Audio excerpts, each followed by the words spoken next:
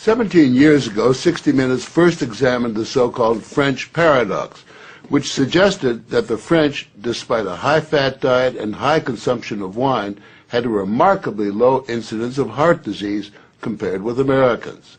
Most researchers agreed that there was something in the wine that offered protection. And a few years later, even the highly cautious federal dietary guidelines say that moderate consumption of red wine can be beneficial. Now, scientists across the country have identified a substance in red wine called Resveratrol that they believe might do more than just protect the heart, but could, in very high concentrations, significantly extend life by preventing a number of age-related illnesses.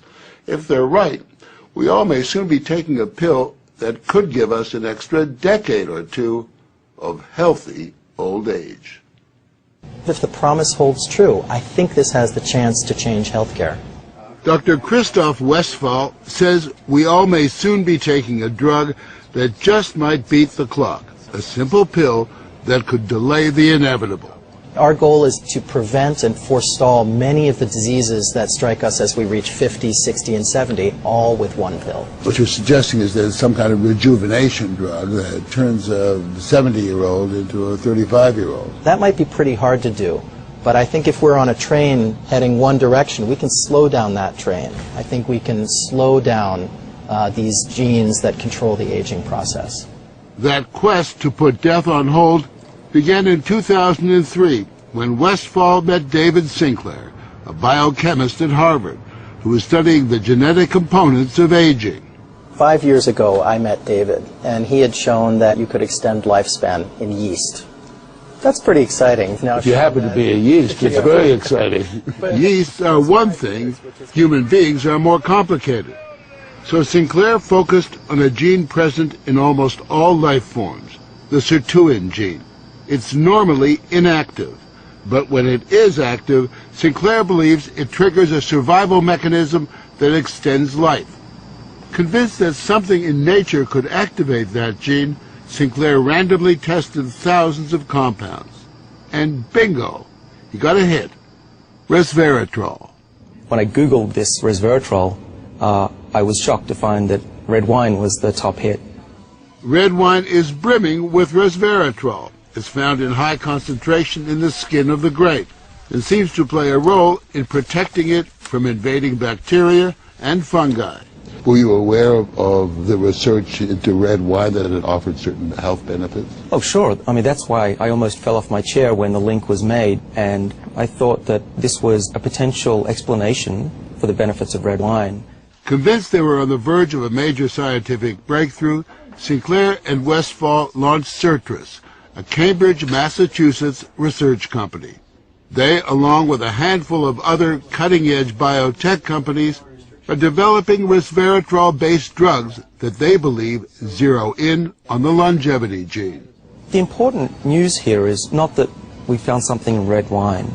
The important thing is that we passed a milestone where we can now make drugs based on this knowledge and potentially slow down aging itself. Everyone from plastic surgeons to your friendly snake oil salesman have been promising a ticket to eternal youth for some time. So the prospect of a prescription pill based on red wine that could trigger a longevity gene sounds too good to be true. And yet, scientists have actually known for years of one surefire way of doing that. Stay hungry. Eating a lot of food turns that off. Dieting, extreme dieting, turns it on. Couch potato paradise. We have a pill that can mimic many of the effects of calorie restriction or exercise. So one can be very healthy and obese at the same time. Our goal is healthy individuals, ideally via lifestyle, and if that doesn't work, we believe that we'll have a pill that can mimic that. A pill that in effect diets for you. A pill that turns on the survival gene. And what we're trying to do with our drugs here is to put the body in a defensive state, to ring the alarm bells and get the body to defend itself instead of dieting to set the alarm off. Pop a pill. The pill is a highly concentrated form of resveratrol, a virtual vineyard of healthy living. How much red wine would you have to drink to get the kind of resveratrol that you're using? The sad news is that you'd need to drink about 1,000 bottles a day of red wine, which I don't recommend. The pill itself may not extend lifespan, but could prevent the diseases of aging, Alzheimer's, diabetes, heart disease, even cancer. What we're talking about is activating the body's natural genetic defenses against diseases, and that's very powerful if we can harness that. Resveratrol has been tested on mice, and the results have been encouraging. In this test video provided by Sertris, both of the mice have been fed a high-fat diet for 12 weeks. But when placed on a treadmill, the mouse on the right ran twice as far. He was taking high concentrations of resveratrol. You have fat mice, and you have fat mice with resveratrol, and the ones that are on resveratrol, they can run twice as far, and they live longer, about 20% longer.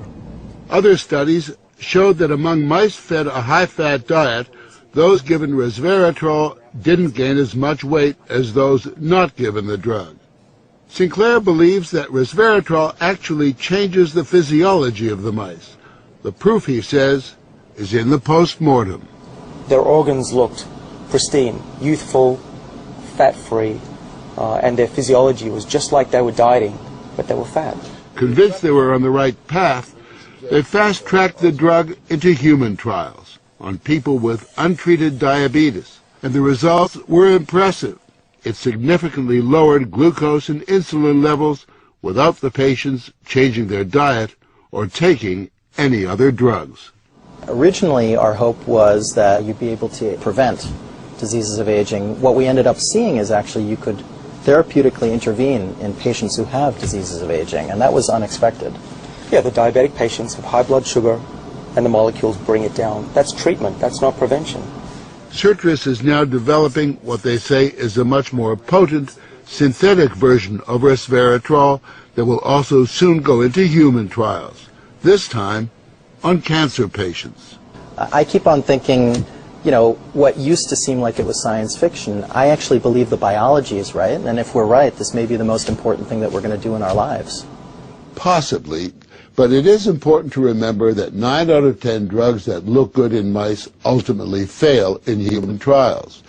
Still, the speed and results generated by Sertris and the resveratrol drugs are unusual, and Sinclair believes these drugs will not only keep people living longer, but will keep them healthy longer.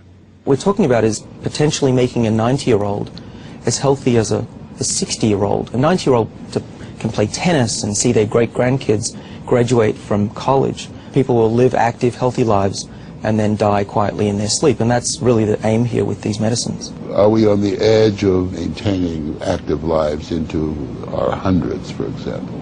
Well, we've certainly passed a corner in terms of the science, and someone's going to achieve it, and if it's not us, it's going to be someone else. But the question that most of us want answered is, when do we get this pill? I would say 5 years, to be conservative, that this will happen within our lifetimes. I'm fairly certain about that. One measure of the potential of this research, Dr. Sinclair and Dr. Westfall's little startup company was recently bought by the pharmaceutical giant GlaxoSmithKline for almost $750 million.